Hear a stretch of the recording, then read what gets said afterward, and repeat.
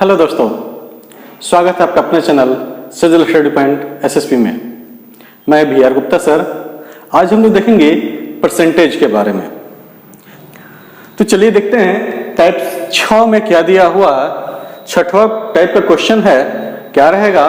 कर किसी राशि को पहले x% बढ़ाया जाता है, फिर x% घटा दिया जाता है, तो प्राप्त राशि पर क्या प्रभाव पड़ेगा? पहले बढ़ाया जाता है, जितना बढ़ाया जाता है उतना ही घटाया जाता है, या ऐसे भी हो सकता है कि जितना घटाया गया हो पहले घटाया गया हो, बाद में बढ़ाया गया हो, लेकिन ये दोनों सेम होना चाहिए। दोनों क्या होने चाहिए? सेम होना चाहिए। जितना बढ़ाए हैं उतना ही घटाया होना चाहिए। ठीक है, जितना बढ़ाए हैं उतना ही घटाएंगे, या जितना घटाए हैं उतना ही बढ़ाएंगे, तभी। अब पूछेगा तो राशि पर क्या प्रभाव पड़ेगा? तो पहले बढ़ाएं या बाद में घटाएं, या फिर पहले घटाएं बाद में बढ़ाएं, उसका एक ही प्रभाव पड़ेगा, प्रतिशत में कमी आएगा। क्या होगा? प्रतिशत कमी होगा। अब ये कितना कमी होगा? तो इसके लिए होता है फॉर्मूला, आपका होता है x²/100। क्या होता है? x²/100%, यानी कितना हमेशा क्या होगा? आपका प्रतिशत में कमी होगा। ठीक है, क्या होगा? x² जो दिया है उसका स्क्वायर अब बट्टा में 100 कर देंगे, जो आएगा उतना कमी होगा, हमेशा कमी होगा, वृद्धि कभी नहीं होगा। ठीक है, जैसे देखते हैं एक स्कूटर कंपनी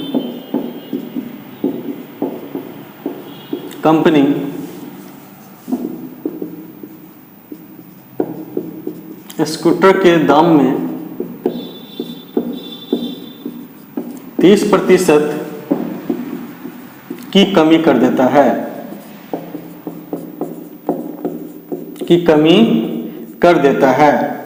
जिससे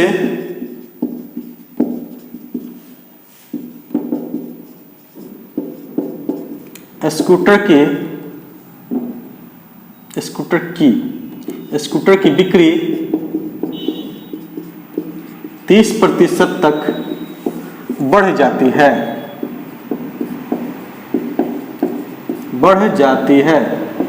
स्कूटर की बिक्री क्या होती है?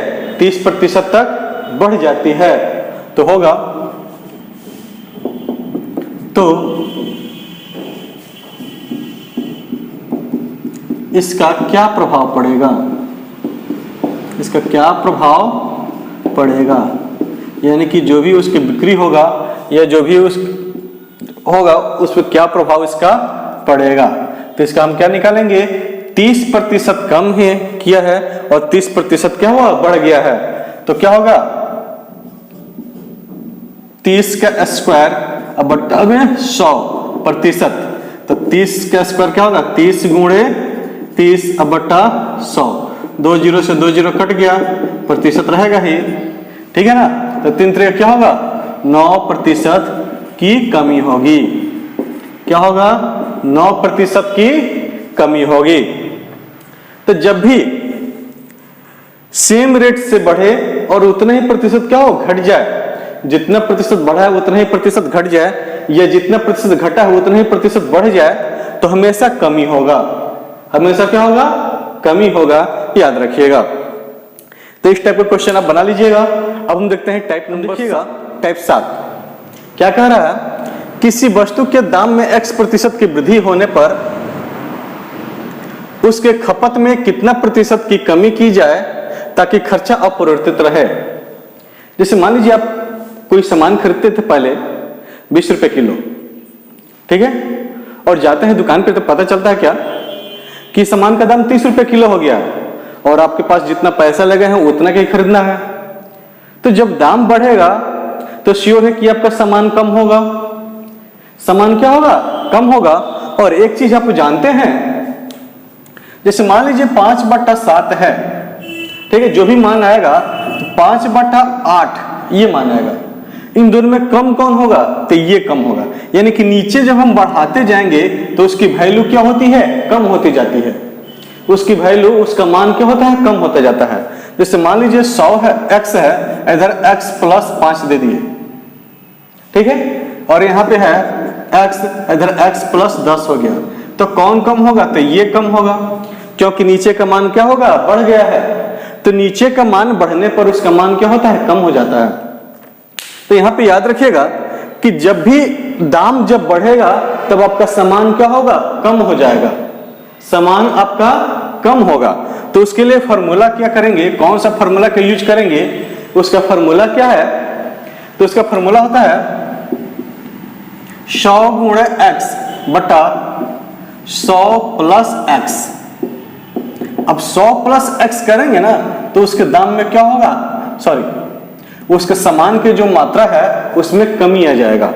कह रहा कितना उसके खपत में कितना प्रतिशत कमी आए, कमी करना है। तो कमी करने के लिए यहाँ पे देखिए, जब कमी पूछा है तो कमी कब होगा, जब हम नीचे बढ़ाएंगे, नीचे बढ़ाएंगे तभी ना कमी होगा। तो ये फॉर्मूला हम लगा देंगे, हमारा आ जाएगा आंसर, ठीक है। अब एक एग्जांपल लेके लेते हैं। चीनी के मूल्य में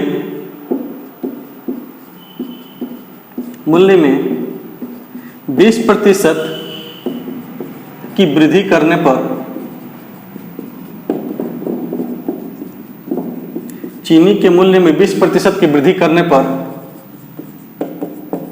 उसके खपत में कितना प्रतिशत की कमी की जाए,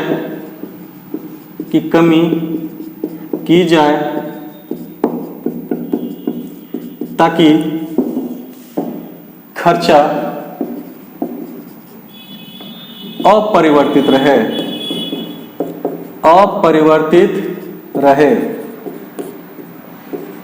तो इसके लिए आंसर क्या हो जाएगा, तो देखिए 20% कमी है तो हो जाए क्या, 100 गुणे 20, 100 गुणे 20 बटा 100 प्लस 20 हो जाएगा, यानी कि 100 गुणे 20 बटा 120, ठीक है। ये कट जाएगा, ये हो जाएगा 6, ये हो गया कितना, डायरेक्ट कटे ना, तो 16 छक्के 96, 4, 100 बटा 6, यानी कि अगर इसको भी कटा दें तो 2 हो जाएगा और ये 3 हो जाएगा, यानी 16.2 बटा 3% की क्या होगी, कमी हो जाएगी। 16.2 बटा 3% की कमी हो जाएगी। तो जब भी कमी बोलेगा, यानी कमी निकालना है, तो नीचे आपको बढ़ाना पड़ेगा, ठीक है। अब इसी से मिलता जुलता एक और क्वेश्चन देखिएगा, जो टाइप 8 होगा आपका, 8 नंबर के लिए हो जाएगा आपका क्या, किसी वस्तु के दाम में x% की कमी होने पर, क्या होने पर, कमी होने पर उसके खपत में कितना प्रतिशत वृद्धि की जाए। यहां पे क्या हो जाएगा, वृद्धि की जाए ताकि खर्च अपरिवर्तित रहे। तो देखिए ध्यान दीजिएगा, हमें वृद्धि निकालना है, तो वृद्धि निकालने के लिए क्या करना होगा, यहां पे नीचे वाला मान हमको घटाना पड़ेगा। क्या करना पड़ेगा, नीचे के मान को क्या करना होगा, घटाना पड़ेगा, यानी 100 माइनस x करना पड़ेगा, ठीक है। अब देखिए इसका एग्जांपल क्या हो जाएगा, तो चीनी के मूल्य में 20% की वृद्धि की जगह पे क्या हो जाएगा, कमी करने पर उसके खपत में कितना प्रतिशत की वृद्धि की जाए ताकि खर्चा अपरिवर्तित रहे। तो क्या होगा, 100 गुणे 20 तो रहेगा ही, यहाँ पे 100 माइनस 20 हो जाएगा, तो यहाँ पे क्या हो जाएगा, अब ये हो गया 100 गुणे 20 बटा 80, 20 चौका 80, 25 चौका 100, तो क्या आ गया आंसर आपका 25%। यानी कि यहाँ पे क्या करना पड़ेगा, 25% बढ़ाना पड़ेगा, सामान को 25% ज्यादा खरीदना पड़ेगा, तब जाकर के हमारा खर्चा अपरिवर्तित रहेगा। तो ये देख लिया आप टाइप नंबर 8। इसके बाद हम लोग देखते हैं टाइप, देखिए जब कोई व्यक्ति एक काम में अपनी आय का कुछ प्रतिशत खर्च करता है तथा शेष राशि का कुछ प्रतिशत और किसी दूसरे काम में खर्च करता है, अंत में उसके पास कुछ राशि क्या होती है, शेष बच जाती है, तो उस व्यक्ति की आय क्या है। जैसे मान लीजिए कोई आदमी है, ठीक है, अपने घर में भोजन पे 40% खर्च कर देता है, बच्चों की पढ़ाई लिखाई में 30% खर्च कर देता है, फिर भी उसके पास 5,000 या 7,000 रुपये बच जाता है, तो टोटल उसका आय कितना था ये हमको निकालना है। यानी कि उसका कमाई कितनी थी, कितना वो कमाया था, जिसका 40% खर्च किया भोजन पे, फिर 30% शेष का 30% खर्च किया शिक्षा पे, उसके बाद भी 5 या 7,000 रुपये उसके पास बच जाता है। इस टाइप का क्वेश्चन रहेगा तो हम उसको कैसे निकालेंगे? तो उसके लिए फॉर्मूला होता है आय बराबर हो जाता है बचत गुणे 100/100 माइनस R1 गुणे 100/100 माइनस R2। अब ये R1 और R2 क्या है? तो ये प्रतिशत खर्च है, कितना प्रतिशत खर्च करता है। पहली बार जो खर्च किया वो, दूसरी बार जो खर्च किया है वो, तीसरी बार होगा तो फिर गुणा करके देंगे 100/100 माइनस R3। इसी तरह से क्या होगा, गुणा करके डॉट डॉट चलते जाएगा, जितना बार वो खर्च करता जाएगा उतना बार बढ़ते जाएगा। समझ में आया? अब एक क्वेश्चन हम लेते हैं, एक एग्जांपल लेते हैं। मोहन अपनी आय का 30% भोजन पर खर्च करता है तथा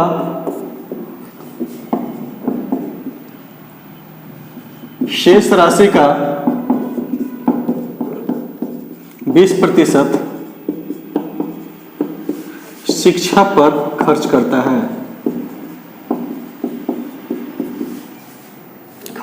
है।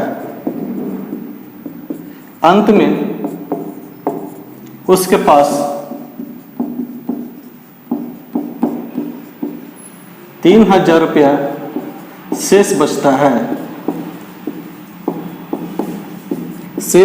है। तो मोहन की आय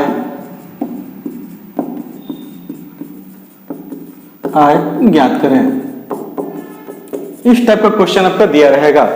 तो क्या करेंगे, बचत देखिए, बचत है कितना 3,000 गुणे 100 बटा, देखिए 100 में से कितना घटेगा, 30% घट जाएगा, तो क्या हम डायरेक्ट लिख दें 70%, 70 हो जाएगा, ठीक है ना, गुणे 100, फिर से कितना घट रहा है 20%, तो कितना हो जाएगा 80 हो जाएगा। कितना हो जाएगा 80। ये जीरो से ये जीरो कटा, ये जीरो से ये जीरो कटा, कट गया। अब क्या करेंगे, देखिए इसको गुणा करेंगे, ठीक है, या इसको कटा लीजिए ना, 12.5 से कटेगा, 12.5 से कट जाएगा, ठीक है ना। अब इसको गुणा कर लीजिए, कितना हो जाएगा, 10 हटेगा तो एक जीरो आपका खत्म हो जाएगा, यानी कि हो जाएगा 125 गुणे 300, अब बट्टा में कितना 7।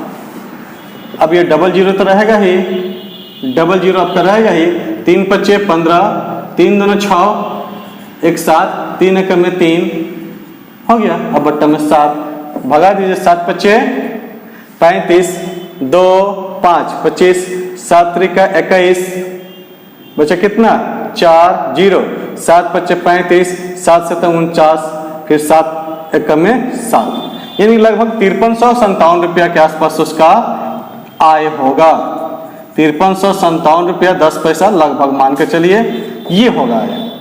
तो इस तरह से हम क्या करेंगे, अगर ऐसा क्वेश्चन दिया हो तो ये एक फार्मूला का यूज करेंगे, हम आसानी से इसका आंसर निकल जाएगा, ठीक है।